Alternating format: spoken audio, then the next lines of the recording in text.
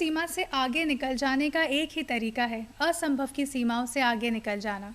चिंतन करो, चिंता नहीं, नए विचारों को जन्म दो। उठो, जागो और तब तक मत रुको जब तक तुम्हें तुम्हारी मंजिल हासिल ना हो जाए। दोस्तों, ये सभी कथन स्वामी विवेकानंद जी द्वारा दिए गए हैं, जो कि युवाओं में ऊर्जा भर देते हैं। इन कथनों के माध्यम से वे हमें कहते हैं कि हम हमारे अंदर की क्षमता को पहचानें और आगे बढ़ें। नमस्कार दोस्तों, मैं हूं बबीता प्रधान। आप सभी का स्वागत करती हूं आप सभी के पसंदीदा कार्यक्रम धरती धरारी में। और आज के हमारे इस कार्यक्रम की स्पेशल गेस्ट हैं डॉक्टर करिश्मा गोयल जी, जो कि एक आई स्पेशलिस्ट हैं। तो आइए मिलकर स्वागत करते हैं। नमस्ते करिश्मा जी, आपका बहुत बहुत स्वागत है हमारे इस कार्यक्रम धरती धरारी में। प्राचीन भारत की महिलाओं से सीखा जा सकता है बहुत कुछ, और आज भी इसी माध्यम से उन महिलाओं का उत्थान और सशक्तिकरण किया जा सकता है। और इसी तरीके से आपने भी कड़ी मेहनत कर, चंद चुनौतियों का सामना कर आज ये मुकाम हासिल करा है। तो हम सभी जानना चाहेंगे आपके स्कूल लाइफ के बारे में, आपकी कॉलेज लाइफ के बारे में, आपकी लाइफ जर्नी कैसी रही। बेसिकली मैं झुंझुनू ज़िले के एक गांव चूड़ी अजीतगढ़ से बिलोंग करती हूँ जी। मेरी स्कूलिंग बगड़ से हुई है। एंड मेरे फादर हैं वो पीडियाट्रिशियन डॉक्टर हैं, और मेरी मदर हैं वो पीएचडी बॉटनी हैं। सो वो कॉलेज एजुकेशन के साथ एसोसिएटेड रही हैं जी। मुझे लगता है शायद इन्हीं वजह से मुझे बचपन से ही पढ़ाई करने का बहुत शौक़ था, और बचपन से ही डिसाइडेड था कि मुझे डॉक्टर ही बनना है जी। मेरे पेरेंट्स ने मेरे हर डिसीजन में मुझे बहुत सपोर्ट किया है। प्रेशराइज उन्होंने कभी भी नहीं किया, हमेशा एज ए गाइड और एज ए मेंटोर मेरे साथ रहे हैं। एक बहुत बड़ा सपोर्ट मेरे ब्रदर का रहा है, जो मुझसे 2 साल छोटा है। मैंने अपनी काफ़ी प्रॉब्लम्स में उसको काफ़ी परेशान किया है। मैंने MBBS Sardar Patel medical college Bikaner से किया। उसके बाद मैंने PG SMS medical college Jaipur से किया है। PG के दौरान ही मेरी शादी हुई थी, और शादी के बाद मुझे PG कंप्लीट करनी थी। इसके लिए मेरे हस्बैंड ने और मेरे इन-लॉज ने दोनों ने मुझे फुल सपोर्ट किया है। उन्होंने हमेशा मुझे इंस्पायर किया है, एनकरेज किया है कि मैं अपनी स्टडीज़ कंप्लीट करूं, आगे भी हमेशा मेहनत करूं, एंड कुछ और एक्स्ट्रा डिग्रीज या अवार्ड्स हैं वो मैं लेती रहूं। जी बिल्कुल करिश्मा जी, आपने बताया कि आपके पास में काफ़ी सारे अवार्ड्स एंड डिग्रीज़ है, और ख़ास बात यह है कि उन डिग्रीज़ में कुछ फ़ॉरेन डिग्रीज़ भी शामिल है। तो उसके लिए भी जाहिर सी बात है आपने बहुत ही कड़ी मेहनत करी होगी। तो उन डिग्रीज़ की आपकी लाइफ में क्या इंपॉर्टेंस है, या आपकी वो फ्यूचर प्लानिंग में किस तरीके से आपके काम आ सकती हैं। देखिए, जैसा कि मैंने बताया, मैं बचपन से ही काफ़ी स्टूडियस रही हूँ। सो 12th क्लास में राजस्थान बोर्ड से मैं मेरिट होल्डर रही हूँ। मेरी 8th मेरिट थी जी। PG के बाद मुझे हमेशा लगता था कि मुझे इंडिया से बाहर जाकर कुछ टाइम के लिए ट्रेनिंग या फेलोशिप करनी है। इसी रिसर्च में मुझे पता चला कि कुछ एग्ज़ाम्स होते हैं जो कि आपको as a surgeon international standard से मैच करवाते हैं, एंड आपकी एकेडमिक एंड क्लिनिकल कॉम्पिटेंसी को जस्टिफाई करते हैं। मैंने वो एग्ज़ाम्स फाइट किए, एंड फिर मुझे कुछ डिग्रीज़ अवार्ड हुई। वो हैं MRCS एडिनबर्ग UK, इसके अलावा fellowship in international council of ophthalmology. एक स्पेशलाइज डिग्री है आँख के पर्दे, रेटिना से रिलेटेड, FICO रेटिना। इसके अलावा MNA MS and FAICO retina है। इसके अलावा मैंने नेशनल एंड स्टेट कॉन्फ्रेंसेस में भी कुछ प्रेजेंटेशंस में गोल्ड मेडल्स रिसीव किए हैं। जी बिल्कुल, बहुत ही अच्छा लग रहा है ये सब जान के कि हमारी नेशनल डिग्रीज़ के साथ साथ में आपके पास में फ़ॉरेन डिग्रीज़ भी है, और हम आशा करते हैं कि बहुत जल्दी आप एक फ़ॉरेन प्लेटफॉर्म पे भी रिप्रेजेंट करेंगी। तो करिश्मा जी, क्योंकि आपका प्रोफेशन एक डॉक्टर है आप, और हॉस्पिटल में आपको बहुत मैक्सिमम टाइम देना होता है, आप कभी भी उस चीज़ को नेगलेक्ट नहीं कर सकते, और एक डिसिप्लिन से हमें अपना काम करना होता है, जब खास करके हम एक डॉक्टर हो, क्योंकि काफ़ी सारे जो पेशेंट्स होते हैं वो हम पे डिपेंड होते हैं, और साथ में आप एक मदर भी हैं, अपना घर भी संभालती हैं। तो दोनों के बीच में आप तालमेल कैसे बिठा पाती हैं।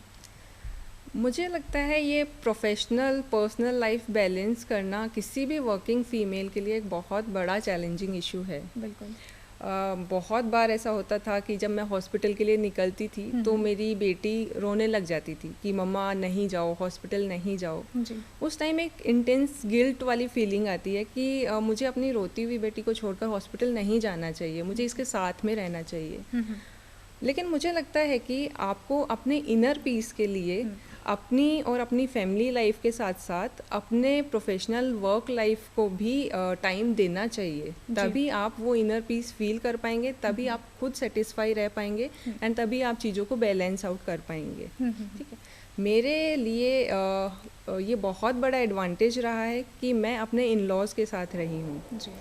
तो हॉस्पिटल आने के बाद में मुझे कभी भी अपनी बेटी को लेकर कोई चिंता या टेंशन करने की ज़रूरत नहीं रही। साथ में किसी इमरजेंसी सिचुएशन में मेरे हस्बैंड भी हमेशा रेडी रहे हैं कि वो एडजस्ट कर लेंगे, वो अपने ड्यूटी आवर्स एडजस्ट कर लेंगे। सो मेरे हस्बैंड एंड मेरे इन लॉज के सपोर्ट के साथ में मैंने ये चीज़ मैनेज की है। एक बात मैं ये कहना चाहूँगी कि प्रोफेशनल लाइफ में हमें कितना इन्वॉल्व होना है ये हम पर डिपेंड करता है। सो हमें अपनी प्रायोरिटीज़ सेट रखनी चाहिए, उनको फोकस रखना चाहिए, ताकि हम डिसाइड कर सकें कि हमें किस चीज़ को कितना टाइम देना है, हमें वर्क लाइफ को कितना टाइम देना है, हमें फैमिली को कितना टाइम देना है, हमें अपने लिए कितना टाइम निकालना है। जब ये सब चीज़ें हम मैनेज कर पाएंगे तो फिर हम चीज़ों को बैलेंस भी कर पाएंगे। एंड मुझे लगता है फीमेल्स को कुछ गॉड गिफ्टेड एक्स्ट्रा पावर्स मिली हैं, जैसे मल्टीटास्किंग, मैनेजमेंट स्किल्स। सो ये इन सब चीज़ों से ये थोड़ा सा इजी हो जाता है। जी बिल्कुल, बहुत ही अच्छा कहा आपने कि एक वुमेन एक स्पेशल पावर लेके जन्म हुई है, वो सारे काम कर लेती है, एक तरफ ऑफिस भी संभाल लेती हैं, एक तरफ घर भी संभाल लेती हैं। तो करिश्मा जी, मैक्सिमम टाइम आपका जिस तरीके से हॉस्पिटल में निकलता है, काफ़ी सारे पेशेंट्स को आप हैंडल करती हैं, तो ऐसा होता है कि एक पेशेंट एक डॉक्टर में एक पर्सनल टच भी कहीं ना कहीं देखता है कि हाँ, वो सामने वाले जो डॉक्टर हैं हमें किस तरीके से ट्रीट कर रहे हैं। इलाज तो आप उनका करते ही हैं, लेकिन एक बिहेवियर भी बहुत मैटर करता है। तो वो आप अपने पेशेंट्स को किस तरीके से बिहेवियरल पॉइंट ऑफ व्यू पे कैसे हैंडल करती हैं? देखिए, कोई भी पेशेंट होता है, वो ऐसा नहीं है कि वो आपके पास बस कंप्लेन लेकर आया है, वो अपनी पेन की फीलिंग आपसे शेयर कर रहा है। तो हमें सबसे पहले उस पॉइंट पर उसको कंफर्ट देना है कि आप मेरे पास आए हैं तो आप निराश नहीं होंगे। आपको उनके साथ में कुछ इमोशनल तरीके से अच्छे से बात करनी होगी, आपको उनको अपने लेवल पे कंफर्ट देना होगा, तभी वो आपसे इजीली ओपन हो पाएंगे और आपसे अपनी जो भी प्रॉब्लम्स है वो भी अच्छे से शेयर कर पाएंगे एंड उनको आप पे कॉन्फिडेंस भी रहेगा। अदरवाइज़ ये बहुत डिफ़िकल्ट होता है कि पेशेंट आया, आपने ट्रीटमेंट लिख दिया एंड काम ख़त्म। ऐसा थोड़ा सा पेशेंट को सेटिस्फेक्शन को लेकर प्रॉब्लम होती है। जी बिल्कुल, और आजकल तो करिश्मा जी, जैसे कि हमने खुद ने भी फील करा है, बहुत से ऑफिसेज में फीडबैक मैकेनिज़म्स भी चालू कर दिए गए हैं। लाइक अगर पेशेंट कभी कोई दिखा के जाता है तो एक फ़ीडबैक के लिए भी कॉल आता है कि किस तरीके से उनकी जो समस्या हैं, ग्रेवेंसेस हैं, वो दूर करे गए हैं। तो क्योंकि आप डॉक्टर हैं और सब चीज़ें अच्छे से मैनेज कर रही हैं, और आप एक आई स्पेशलिस्ट हैं, अभी कोविड के टाइम अभी हमने देखा है और आज भी हम उस टाइम से निकल रहे हैं, और उस टाइम के वक्त वर्क फ्रॉम होम का कल्चर भी काफ़ी बड़ा है, डिजिटल मीडिया का उपयोग भी काफ़ी बड़ा है, यहाँ तक कि जो बच्चे होते हैं वो अब फिज़िकली जाने के बजाय ऑनलाइन ही स्टडीज़ कर रहे हैं। तो उन बच्चों के लिए या हम सभी के लिए अपनी आइज़ पे हमें बहुत फ़र्क पड़ा है, तो वो कैसे हम कंट्रोल कर सकते हैं? कोविड के टाइम से ऑनलाइन क्लासेज या वर्क फ्रॉम होम की वजह से डिजिटल मीडिया का यूज़ काफ़ी बढ़ा है एंड इनसे स्क्रीन से जो रेडिएशंस आती हैं वो आई के लिए काफ़ी हार्मफुल होती हैं। वो हमारी आईज़ में ड्राइनेस कर सकती हैं, हमारी आंखों की रोशनी कम कर सकती हैं, या हमारे चश्मे का नंबर बढ़ा सकते हैं, या सर दर्द हो सकता है। सो मेनली हमें कुछ प्रिकॉशंस होती हैं वो फॉलो करनी चाहिए। नंबर 1 कि जो भी आपका स्क्रीन है वो आपकी आई से एटलीस्ट 40 सेंटीमीटर डिस्टेंस पे होना चाहिए। जितना ज़्यादा होगा उतना बेटर रहेगा। दूसरी चीज़ है रूल ऑफ 20-20, मीन्स कि हर 20 मिनट के बाद में आपको 20 सेकंड के लिए 20 फीट डिस्टेंस पे देखना है, ताकि आपको अपनी आई मसल को रिलैक्स करने का टाइम मिले एंड जो स्क्रीन टॉक्सिसिटी हो रही है उससे ब्रेक होने का टाइम मिले। ठीक है, उसके अलावा आप रेगुलर अपने आई स्पेशलिस्ट को विजिट करें, अगर प्रॉब्लम है तो वो आपको उस अकॉर्डिंग ट्रीट करेंगे। जी बिल्कुल, बहुत ही अच्छी बात आपने बताई है। रूल 20-20 मैंने आज फर्स्ट टाइम ये चीज़ सुनी है, और ज़ाहिर सी बात है कि मैं भी उसको फॉलो करूँगी और हमारे दर्शक भी उसको फॉलो करेंगे। तो करिश्मा जी, जैसे कि मैक्सिमम टाइम हॉस्पिटल में देती हैं, पेशेंट्स को आप हैंडल करती हैं और बहुत ही सॉफ्ट टच आपका पेशेंट्स की तरफ रहता है। बढ़ती उम्र के साथ में मोतियाबिंद की बीमारियाँ भी होने लग जाती है, और बहुत से लोगों का ये एक प्रॉब्लम या एक क्वेश्चन रहता है कि हम ऑपरेशन किस टाइम पे कराएं। वो कभी वो टाइम मैनेज नहीं कर पाते, वो कंफ्यूज रहते हैं कि ऑपरेशन किस एज में करवाना चाहिए, तो करेक्ट टाइम क्या होता है, या इससे रिलेटेड जो भी सर्जरी होती है वो कितनी कितनी सक्सेसफुल है? देखिए, हमारी आँखों में एक लेंस होता है, नेचुरल लेंस होता है जो कि ट्रांसपेरेंट होता है। एज के साथ में उसकी ट्रांसपेरेंसी होती है, वो कम होने लग जाती है, उसी को हम मोतियाबिंद बोलते हैं। हाँ, जो मेनली एक एज रिलेटेड प्रोसेस है, लेकिन कई बार ये यंग एज में भी हो सकता है, जैसे आँख में चोट लगी हो या फिर आप कोई लंबे टाइम से दवाइयों के ऊपर हो, तो आपको ये यंग एज में भी हो सकता है। जी।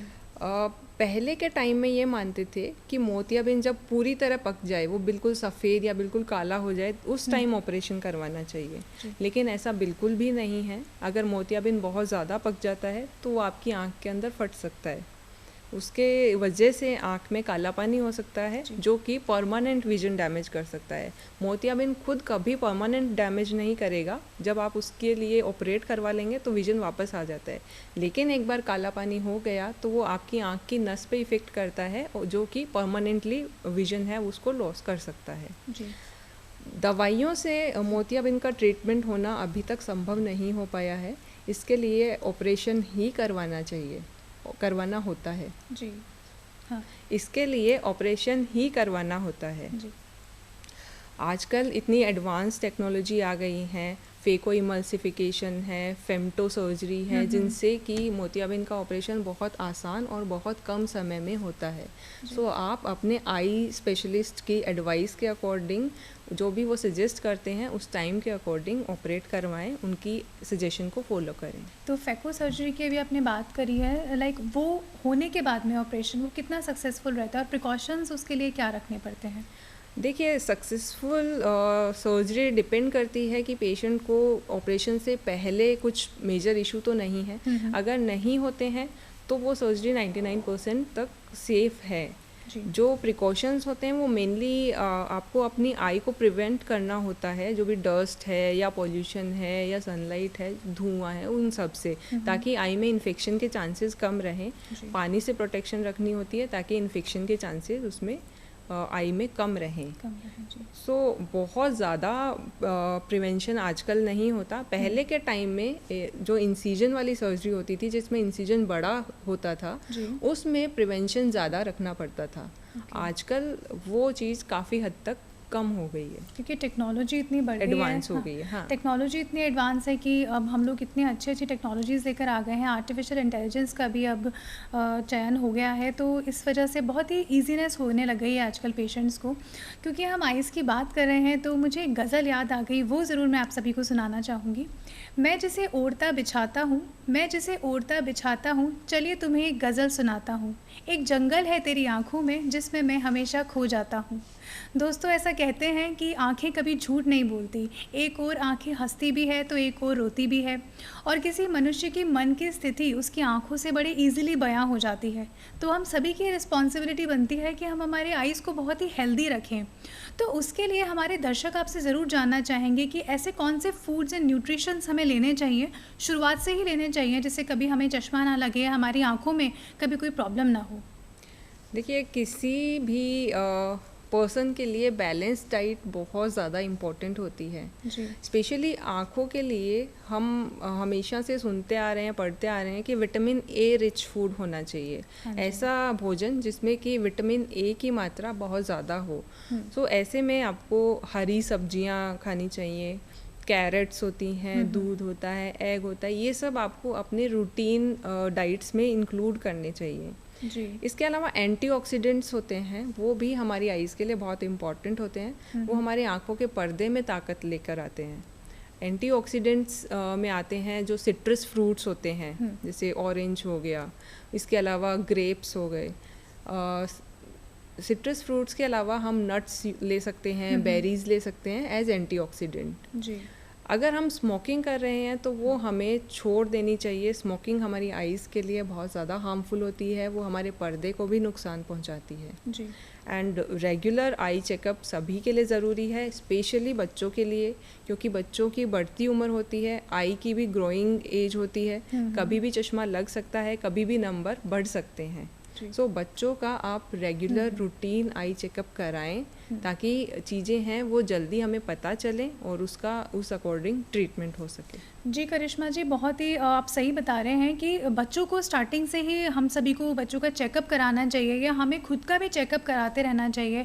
अगर दर्शकों आप सभी को लगे कि कभी आइज़ में हमें विजन प्रॉब्लम हो रही है या दूर का दिखने में प्रॉब्लम आ रही है या पास का दिखने में प्रॉब्लम आ रही है, तो कभी आप उस चीज़ को नेगलेक्ट ना करें। पास ही के किसी लोकल शॉप्स में भी आजकल तो ये सब टेक्नोलॉजीज़ अवेलेबल है, तो आप सभी जाकर वहाँ से भी चेकअप करवा सकते हैं।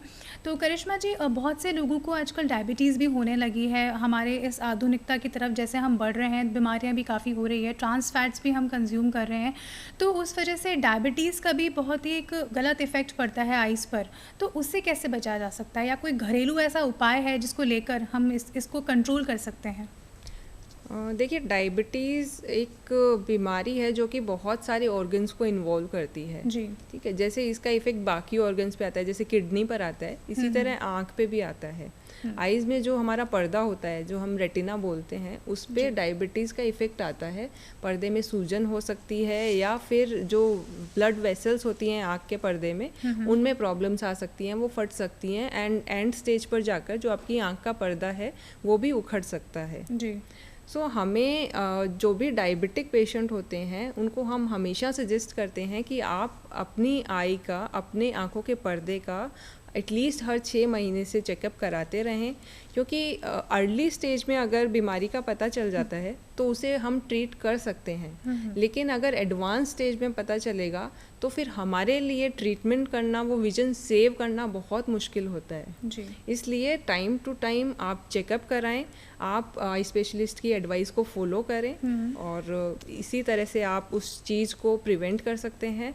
साथ में आपकी जो शुगर लेवल्स हैं वो आपको हमेशा कंट्रोल में रखनी है। जैसे भी आपका जो स्पेशलिस्ट हैं डायबिटीज़ जो आपकी ट्रीट कर रहे हैं, वो उस अकॉर्डिंग आपकी लाइफस्टाइल मॉडिफिकेशन करवाएंगे या फिर जो भी मेडिसिन्स वो दें उनका प्रॉपर आप यूटिलाइज़ करें ताकि आप इस डिजीज़ के जो सीरियस साइड इफ़ेक्ट्स हैं आईज़ को लेकर उनसे बच सकें। जी बिल्कुल करिश्मा जी, बहुत ही अच्छी बातें आज आपसे जानने को मिल रही है कि किस तरीके से हम हमारे आइज़ का ख्याल रखें, रूटीनली हम चेकअप कराएं। एक और ख़ास बात हम आपसे पूछना चाहेंगे कि जो युवा होते हैं उनको कभी कभार स्पेक्स यूज़ करने में थोड़ी सी शर्म आती है, और हालांकि आजकल ट्रेंड है कि हम सभी बहुत अच्छे स्पेक्स भी बना सकते हैं, तो वो उसके लिए कॉन्टैक्ट लेंसेज भी यूज़ कर लेते हैं। लाइक कहीं उनको कहीं जाना हो, शादी में जाना हो तो यूज़ कर लेते हैं, यहाँ तक कि कलरेबल लेंसेज भी आजकल यूज़ होते हैं। तो उसके साइड इफ़ेक्ट्स क्या रहते हैं, क्या वो यूज़ करने चाहिए फ्रीक्वेंटली? देखिए, कॉन्टैक्ट लेंसेज आप ओकेजनल यूज़ कर रहे हैं तो ठीक है, लेकिन उसको रेगुलर यूज़ करना थोड़ा सा हम एज ए स्पेशलिस्ट रिकमेंड नहीं करते हैं, बिकॉज जो आपकी आईज़ में जो आपकी बाहर की लेयर है, कॉर्निया है, उसके ऊपर अब्रेशंस करते हैं, उसके ऊपर इंजरी करते हैं, जिसकी वजह से इन्फेक्शन के चांस काफ़ी बढ़ जाते हैं और वो आपको लॉन्ग टर्म प्रॉब्लम क्रिएट कर सकते हैं। इस वजह से रेगुलर यूज़ ना करें, आप ओकेजनल यूज़ किसी पार्टी के लिए, किसी फेस्टिवल के लिए कर रहे हैं तब तक ठीक है। और अगर स्पेक्स लगाने में ज़्यादा प्रॉब्लम आ रही है तो आजकल टेक्नोलॉजी इतनी एडवांस हो रही है कि लेसिक सर्जरीज आ रही हैं, लेज़र आ रहा है, स्माइल आ रही है, सो आप उनकी तरफ जाएं, ना कि रूटीन यूज़ करें कॉन्टैक्ट लेंसेज का। जी बिल्कुल, बहुत ही अच्छा आपने ये बात बताई कि चश्मे से किस तरीके से बचा जाता है और कॉन्टैक्ट लेंसेज का जो इस्तेमाल है हमें डेली बेसिस पे नहीं करना चाहिए, ओकेजनली वो कभी कभी चल जाता है। तो आज हम जुड़े हुए हैं करिश्मा जी के साथ में। करिश्मा जी, वुमेन एम्पावरमेंट, वुमेन सशक्तिकरण आज के वक्त एक बड़ा ही डिबेटेबल टॉपिक है। हम हर वर्ग में महिलाओं को देख पाते हैं, महिलाएं पायलट भी होती है, महिलाएं स्पेस में भी जा चुकी है, और यहाँ तक कि बहुत से ऐसे एग्ज़ाम्स भी कंडक्ट किए जा रहे हैं जहाँ पे फर्स्ट टाइम महिलाएं अपना पार्टिसिपेशन दे रही हैं। तो आपने एक बहुत ही चुनौतियों का सामना कर, कड़ी मेहनत कर, पढ़ाई करके ये मुकाम हासिल किया है। तो हमारी जो दर्शक है, जो महिलाएँ खास करके हमारा ये शो देख रही है, उनको आप एक क्या मैसेज देना चाहेंगी कि वो अपनी क्षमताओं को पहचानें और आगे बढ़ें? देखिए, जैसा कि मैंने बताया, मेरे लाइफ में, मेरे डिसीजंस में मेरे पेरेंट्स का, मेरे इन-लॉज़ का, मेरे हस्बैंड का मुझे हमेशा सपोर्ट मिला है। जी। मेरे अंदर क्या बेस्ट है, मेरे अंदर क्या पोटेंशियल है, मैं क्या करना चाहती हूँ, ये मुझसे बेटर और कोई नहीं बता सकता है। सो मेरे लिए ये बहुत ज़रूरी है कि महिलाओं को एजुकेट किया जाए, उनको एम्पावर किया जाए और उनको सपोर्ट किया जाए, ताकि वो अपने अंदर छुपे हुए पोटेंशियल को पहचाने और उस अकॉर्डिंग इंडिपेंडेंट डिसीजन ले पाएँ। जी। महिलाओं के लिए मैं यही कहना चाहूँगी कि अपने ड्रीम्स, अपनी चॉइसेस को नज़रअंदाज करना बंद करें और अपने पैशन को फॉलो करें। और there is a message to society, do not जज any women by her choices, just try to respect her, try to stand with her and support her. बहुत ही अच्छी बात आपने बोली है करिश्मा जी। और दर्शकों, मैं आशा करती हूँ कि आज करिश्मा जी ने जो हमें बातें बताई हैं, जो फूड्स एंड न्यूट्रिएंट्स बताए हैं, वो हम ज़रूर उसका सेवन करेंगे। और आप सभी के लिए ये भी एक बहुत इंपॉर्टेंट मैसेज है कि आप लोग रूटीन बेसिस पे भी अपने आइज़ का चेकअप कराएं और ज़रा से भी कोई प्रॉब्लम नज़र आए तो ज़रूर डॉक्टर्स के पास में आप कॉन्टैक्ट कर सकते हैं। बहुत सी बातें हमने करिश्मा जी से जानी आइज़ के बारे में और जाना किस तरीके से हम इन्हें प्रोटेक्ट करें। आपका बहुत बहुत धन्यवाद हमसे जुड़ने के लिए और हमसे इतनी अच्छी अच्छी बातें करने के लिए।